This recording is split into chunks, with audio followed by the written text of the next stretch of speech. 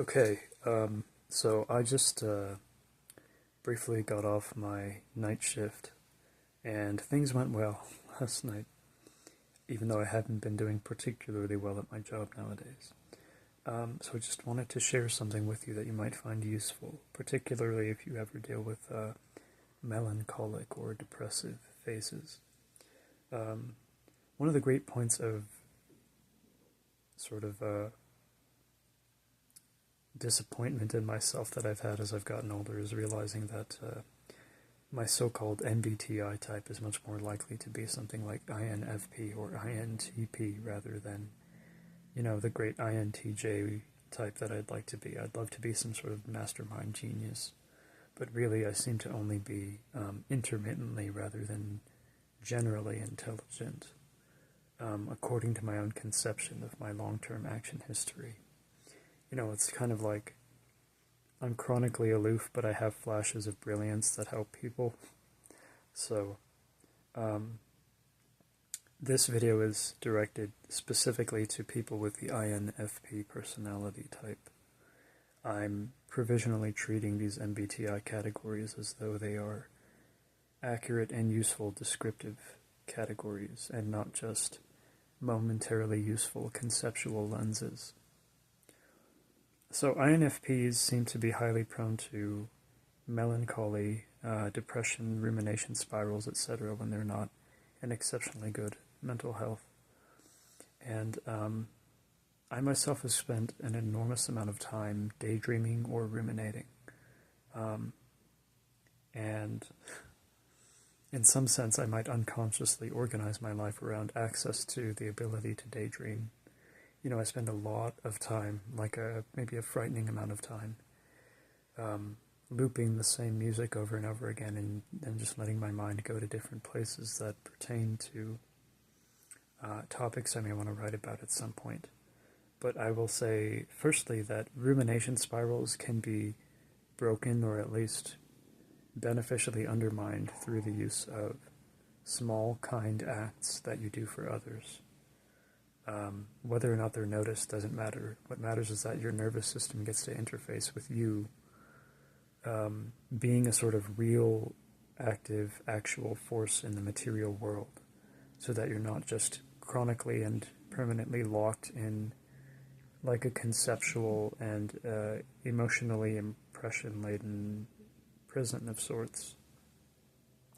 And also, this is kind of a mantra that helped me. It's based on a bit of advice that Marcus Aurelius directed to himself at one point. But basically, the mantra is no one's master and no one's slave. The last time I was depressed in any serious way, although thankfully not in a sufficiently bad way that I injured myself or anyone else, I kept repeating that to myself in various forms. No one's master and no one's slave.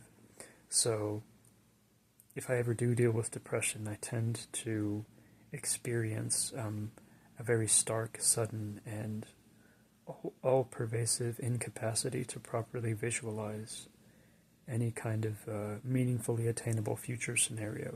It's like the mind's eye gets blocked off and it becomes completely pitch black, and all I can think of is just like immediately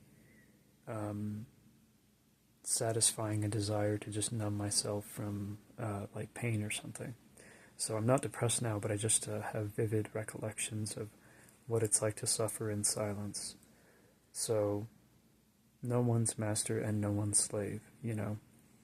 If you're going through a dark night of the soul, or maybe a dark year or a dark decade of the soul, then you might want to repeat that over to yourself in case you feel like you're sort of silently enslaved to dysfunctional relationships that don't really feed the best and most noble qualities you have.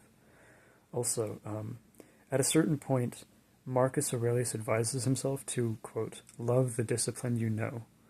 And I think if you're like me and you're kind of extremely and maybe unhealthily curious about topics you want to read about, then you might go from aestheticizing like a kind of all-pervasive openness to experience to alternatively and deliberately aestheticizing a sort of,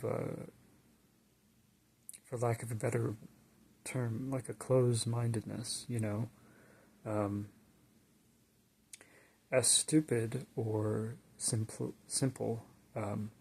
somebody might seem when they're obsessed with like hustle culture memes or something. That guy out there who does not seem to be exploring a bunch of topics in 12,000 word essays and who is just stacking money and staying, you know, healthy and stuff is actually winning along several axes that I've never really won at. Um,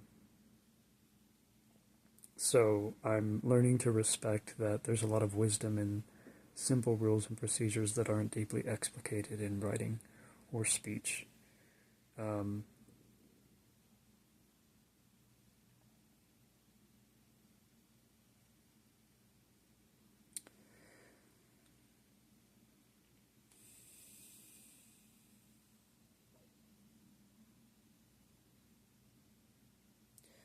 Rabbi Shais Taub has mentioned that the people he calls sensitive souls, who are like INFJs, INFPs, and so on and so forth, I think just mostly INFJs and INFPs, find it troubling to like be in a body. There's a sort of trauma involved in just being in a body um, for some people, and I didn't really understand what that meant until I thought back to a conversation I had with my mother in which I asked her about like um, how much time it takes her to feel food go through her body at some point. And she kind of looked at me and said, like, what do you mean by that? And I said, like, well, when I eat food, I always feel it going through my body, you know, from start to finish. And I said, don't you feel that? Doesn't everyone feel that? And she says, no, I normally don't feel anything going through my body unless I have to use the bathroom. And then I thought, oh, okay. So I have a super sensitive stomach or something, you know? Anytime I eat food, I feel it going through my entire body, like pretty much all the time. I think that's part of the reason why I'm not really capable of getting like fat. Um, because eating is not really a comfortable experience for me, even if I'm eating something I like. It's just like, as soon as I finish eating something, I have to experience it going through my body. I have to experience the feeling of the food going through my body, you know? And I realized, like, maybe that's not normal. Maybe that's a sign of like an oversensitive body or something. So yeah, in general, as I get older, I'm learning to appreciate that some people are not only receptive to, but really appreciative toward the ways in which I'm sensitive. So um, I'm the kind of man who has to expend enormous and ridiculous amounts of energy to soundly uphold all the conventional elements of traditional masculinity, which is part of the reason why I don't want to become some sort of authority for young men, you know. Um, uh, I think, you know, they want to be masculine, go to the gym, up their test levels, date a bunch of women, and so on, and that's fine. Those are goals that suit them. But I would like to write some texts for the kinds of reclusive or introverted people who might want to be what Jews would call Zadiks or Lamedvavniks, you know.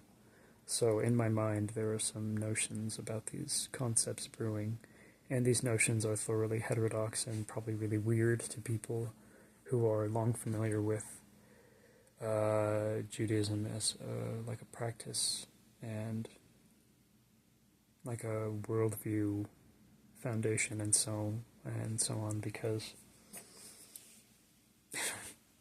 I'll like partially study something and then eventually I'll come up with like a 14,000 word essay about it.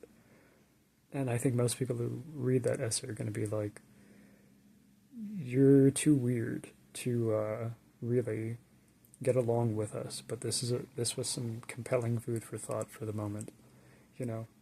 My whole life is probably going to be like that, you know.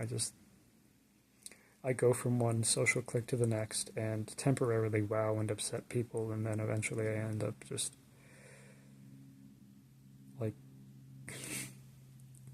freezing to death in a homeless shelter or just outside it or something. So yeah, but for the time being, I just want to circle back to that point I was making about coping with depression. If you're in a place within which your mind's eye is depleted, then do what you can to keep simplistic or just really stupid seeming slogans or whatever at the forefront of your consciousness. They're not going to change reality itself, but they're going to modulate what you direct your attention to, which will change your relationship to your actions, which will change reality.